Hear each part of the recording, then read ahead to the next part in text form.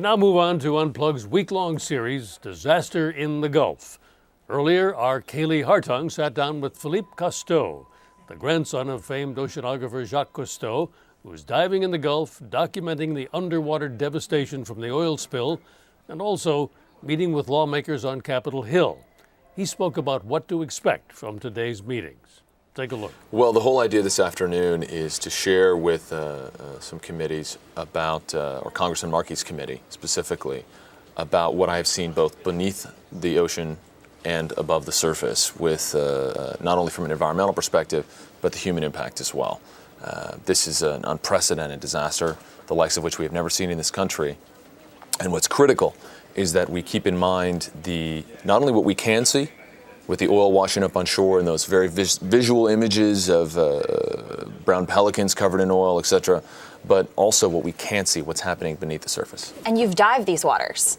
How close were you to the leak itself, and what is that water like? I can only imagine it's different from anything you've ever seen. It was completely different from anything I'd ever seen. You know, the whole idea was to try and help people understand. You know, I was disappointed in the media at the time. This is about 3 weeks ago. I didn't feel like they were really covering the spill enough. And, you know, I'd been working for several weeks since my first trip down to try and figure out a way to open people's eyes to the magnitude of this disaster. What I recognized was that no one had ever really been diving in an oil spill before, and filmed it. So I worked with ABC, Good Morning America, and we went down, and immediately our worst fears were recognized. We wore full hazmat suits because it is a very toxic chemical and oil mixture that's floating through the Gulf. And when we went under the surface, you know, there was all this talk from BP and officials that the oil is confined to the surface, it's floating on the surface, even though they were applying chemical dispersants to make it sink or mix into the water column.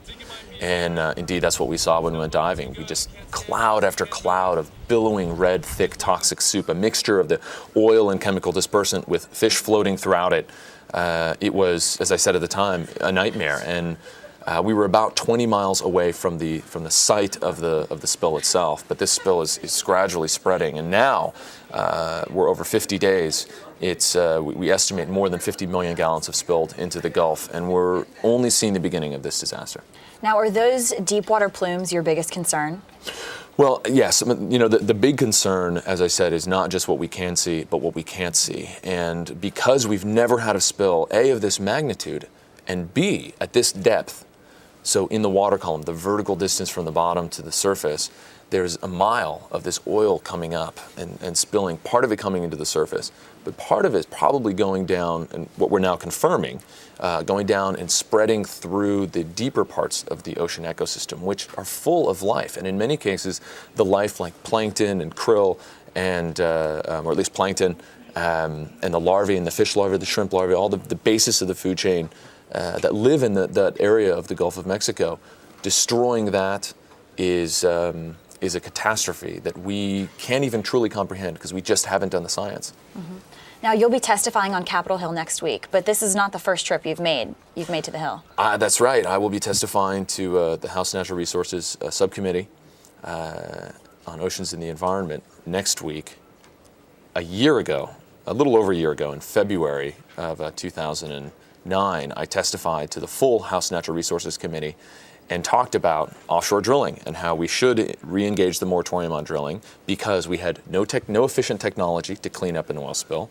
We had no idea really what kind of impacts a deep sea oil spill would produce.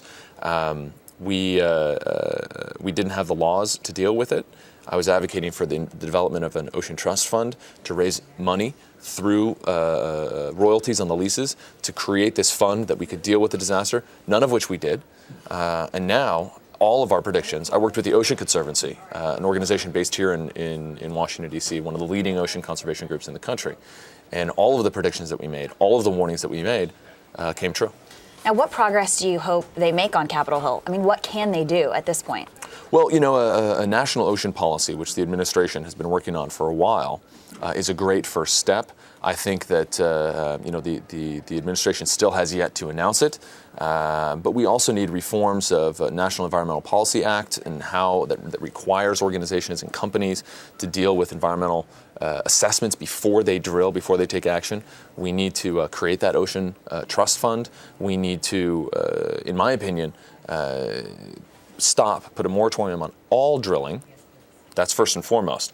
If Congress is not willing to do that, then at the very least we should conduct no more drilling until this type of disaster cannot happen, and we're prepared with the technology and the ability to either prevent or clean up a spill immediately. This is absolutely unacceptable in 2010 that this is happening. Now, one thing the House has done this week, they voted on a resolution yesterday in your grandfather's honor. This week would have been his 100th birthday. I know you said he'd be horrified with what he would see today. He would be, and I think horrified and profoundly saddened, because 100 years and most of his life he dedicated to helping people understand that the oceans are the life support system of this planet. They provide a majority of our oxygen, so much food for billions of people, protein on this planet. They protect against storms and buffers. We saw the price of destroying the wetlands along the coast of Louisiana during Katrina, the storm surge that would have likely been reduced or eliminated if we'd had healthy wetlands along the coast. By destroying those, it overwhelmed the dikes and levees of New Orleans, cost this country thousands of lives and billions upon billions of dollars, and lost heritage. That's the price of destroying the oceans, and now we're seeing it again. And this is going to cost the Gulf economies and the national economy, whether we live on the Gulf or not, billions and billions of dollars. It's ruining tens of thousands of lives. I've been down there. I've seen the looks on the faces of the fishermen and the boat captains and the mom and pop grocery stores and the restaurants. The look in their face that their lives are falling apart right in front of them, and the desperation and sadness and determination. These are amazing people that are fighting this spill. But I think that we have to remember this is a human tragedy as well as an environmental tragedy, and that we must empower the next generation. Because, and I say this a lot, history will judge us not only by the mistakes that we make, but by what we learn from them. We haven't learned from the Santa Barbara oil spill in 1969. We haven't learned from the Exxon Valdez spill in 1989. I hope we learn from this one. And you're making your 4th trip down there? I will be headed down tomorrow for a couple days down again in Grand Isle, doing some remote media, some interviews, and then up to Alabama, which is, the oil's creeping along the Gulf. And I was in Florida last week, and I'll be in Alabama on Sunday, assessing the situation on the ground there and talking with the local people and trying to this will be my 2nd trip to Alabama, trying to get a sense of really the scope and scale of this as it progresses. Like I said, this is going to get a lot worse before it gets better, and every single American should be outraged. Well, good luck out there tomorrow. Thanks so much for joining Thanks us. very Really much. appreciate it. Pleasure.